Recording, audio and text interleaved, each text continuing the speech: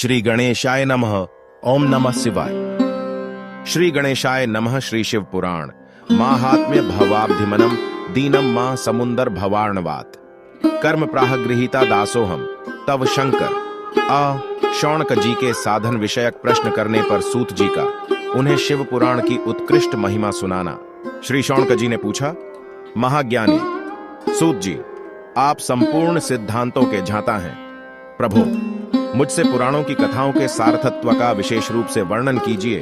ज्ञान और वैराग्य सहित भक्ति से प्राप्त होने वाले विवेक की वृद्धि कैसे होती है तथा साधु पुरुष किस प्रकार अपने काम, क्रोध आदि मानसिक विकारों का निवारण करते हैं। इस घोर कलिकाल में जीव प्रायः आसुर स्वभाव के हो गए हैं। उस जीव समुदाय को शुद्ध दैवी संपत्ति से युक्त बनाने के लिए सर्वश्रेष्ठ उपाय क्या है?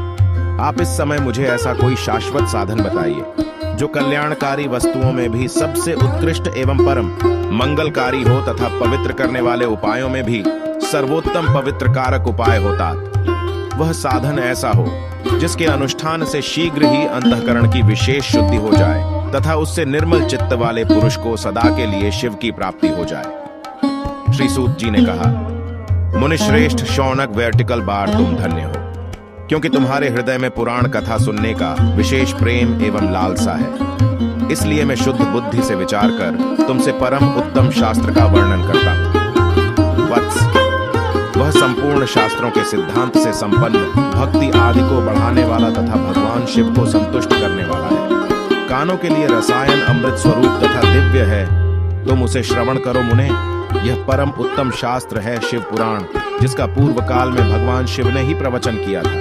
यह काल रूपी सर्प से प्राप्त होने वाले महान त्रास का विनाश करने वाला उत्तम साधन है। गुरुदेव व्यास ने सनत कुमार मुनि का उपदेश पाकर बड़े आदर से संक्षेप में ही इस पुराण का प्रतिपादन किया है। इस पुराण के प्रणवन का उद्देश्य है कलयुग में उत्पन्न होने वाले मनुष्यों के परम हित का साधन है। यह शिव पुराण परम उत्तम शास्त्र है। इस भूतल पर भगवान शिव का वामय स्वरूप समझना चाहिए और सब प्रकार से इसका सेवन करना चाहिए।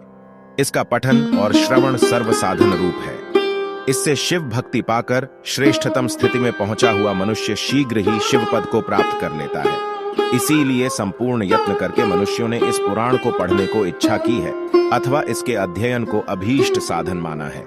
इसी तरह इसका प्रेम पूर्वक श्रवण भी संपूर्ण मनोवांछित फलों को देने वाला है।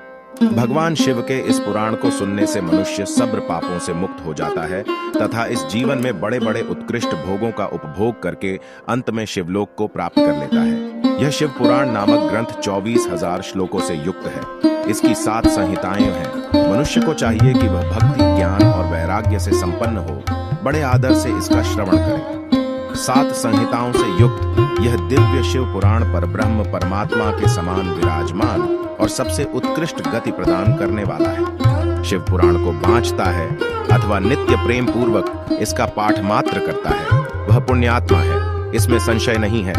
जो उत्तम बुद्धि वाला पुरुष अंत काल में भक्ति पूर्वक इस पुराण को सुनता है, उस पर अत्यंत प्रसन्न हुए भगवान महेश्वर उसे अपना पद धाम प्रदान करते हैं। जो प्रतिदिन आदर पूर्वक इस शिव पुराण का पूजन करता है, वह इस संसार में संपूर्ण भोगों को भोग कर अंत में भगवान शिव के पद को प्राप्त कर लेता है। जो प्रतिदिन आलस्य रहित हो रेशमी वस्त्र आदि के वेष्टन से इस शिव पुराण का सत्कार करता है, वह सदा सुखी होता है। यह शिव पुराण निर्मल तथा भगवान शिव को सर्वस्व है। जो इहलोक और परलोक में भी सुख चाहता हो, उसे आदर के साथ प्रयत्न पूर्वक इसका सेवन करना चाहिए। यह निर्मल एवं उत्तम शिव पुराण धर्म, अर्थ, काम और मोक्ष रूप चारों पुरुषार्थी को देने वाला है। अतः सदा प्रेम पूर्वक इसका अवर्ण एवं विशेष पाठ करना चाहिए। अध्याय 1।